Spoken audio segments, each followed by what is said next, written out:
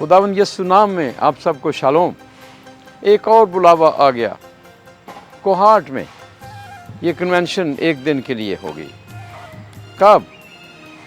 11 अक्टूबर। कितने बजे? शाम 5 बजे। कौन सा दिन? बरोज जुमा। कौन से चर्च में? कैथोलिक चर्च कोहाट में, कोहाट कैंट में। तो खुदा की आवाज़ है मेरे लिए, आपके लिए भी, हमारी टीम के लिए। तो हर कन्वेंशन के लिए खुदा ने एक यूनिक बहुत बड़ी बरकत रखी है। आए यूट्यूब चैनल पर देखें, पूरी दुनिया में जो आप लोग हैं, आए हमारे साथ इस प्रस्तश में, इस इबादत में, इस बहुत बड़े खुदा की कुदरत की को देखने के लिए और हासिल करने के लिए, बरकत पाने के लिए, शिफा पाने के लिए आए इस कन्वेंशन में। शिफा पाकर, रूहानी जिस्मानी शिफा पाकर हम दुनिया में फैल जाएं, खुदा की बादशाही के लिए काम करें।